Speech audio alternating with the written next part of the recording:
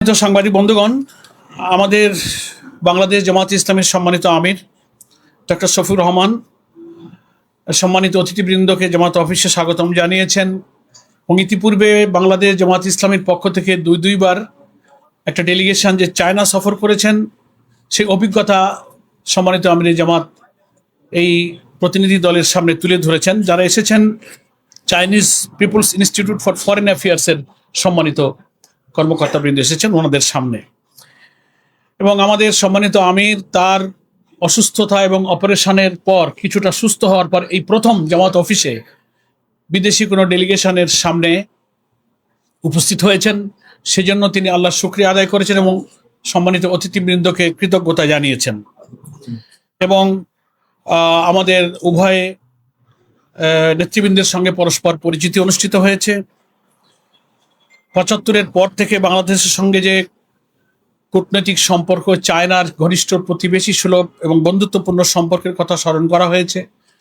আমির জামাত বলেছেন যে চীন এবং বাংলাদেশ পরস্পর উন্নয়ন সহযোগী এবং আমরা একত্রে দেশের কি উন্নয়ন করতে পারি উভয় দেশের, এবং বন্ধুত্বের চেয়ে প্রতিবেশীর বেশি ঘনিষ্ঠ এবং ব্রাদারলি অ্যাটিটিউড এবং ব্রাদারলি রিলেশন, আমরা এটাকে খুব গুরুত্বপূর্ণ মনে করি চীনের সঙ্গে। বাংলাদেশ অর্থনীতি সহ সামগ্রিক বিষয়ে নিজের পায়ে দাঁড়াবার চেষ্টা করছে, এটা চায়না নেতৃবৃন্দের সামনে আমাদের আমির সাহেব আশাবাদ ব্যক্ত করেছেন। এবং গত বছরের ২৪শে জুলাইয়ের যে গণ অভ্যুত্থানের মধ্য দিয়ে বাংলাদেশে যে রেজিম চেঞ্জ হয়েছে, ফ্যাসিস্ট সরকারের আমলে জামাত ইসলামীর উপরে কি জুলুম চলেছে, কি নির্যাতন চলেছে, আমাদের নেতৃবৃন্দকে কারাগারে হত্যা করা হয়েছে, হাজার হাজার লোক কারাবরণ করেছে, আমাদের নিবন্ধন কেড়ে নেওয়া হয়েছে, আমাদের অফিসগুলো বন্ধ ছিল, সেই নির্যাতন এবং আমাদের কষ্টের স্মৃতিটা আমির জামাত নেতৃবৃন্দের সামনে স্মরণ করেছেন।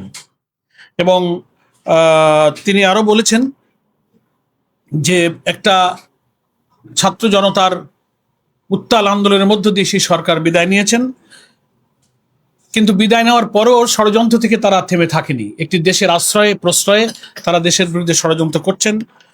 বিশ্ব পরিস্থিতি, গ্লোবাল পলিটিক্স, গ্লোবাল সিকিউরিটি, নানান কনটেক্সটে এইসব আলোচনা উঠে এসেছে। আমির জামাত সেটা এখানে অভিহিত করেছেন এবং তিনি আশাবাদ ব্যক্ত করেছেন যে আমরা কিভাবে একটি নতুন ভবিষ্যৎ, একটি নতুন বাংলাদেশ গড়তে পারি দুদেশের মধ্যে, সেই সৌহার্দ্যপূর্ণ সম্প্রীতিপূর্ণ আলোচনা তিনি প্রতিনিধি দলের সামনে তুলে ধরেছেন।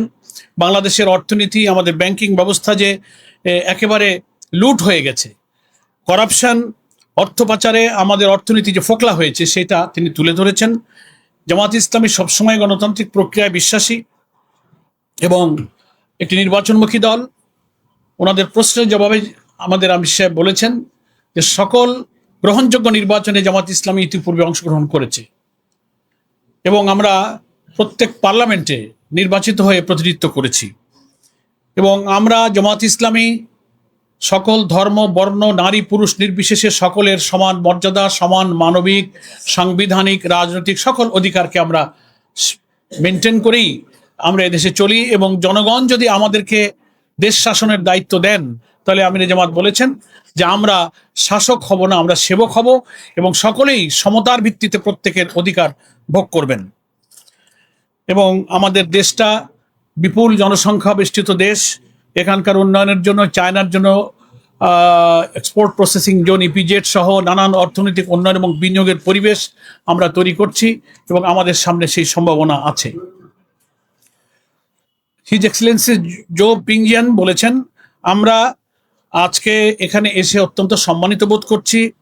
আপনার সুস্থতার পর তিনি যে আমাদের আমির জামাত হাসি মুখে খুব কর্ডিয়ালি রিসিভ করেছেন, তাতে ওনারা খুবই কৃতজ্ঞতা প্রকাশ করেছেন।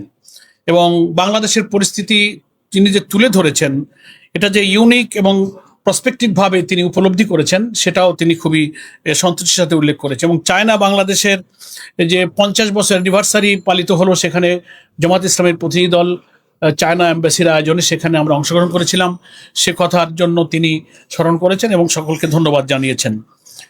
এবং উনি উল্লেখ করেছেন যে চায়না সব প্রতিবেশীর সাথে সুসম্পর্ক রক্ষা করে চলতে চায়।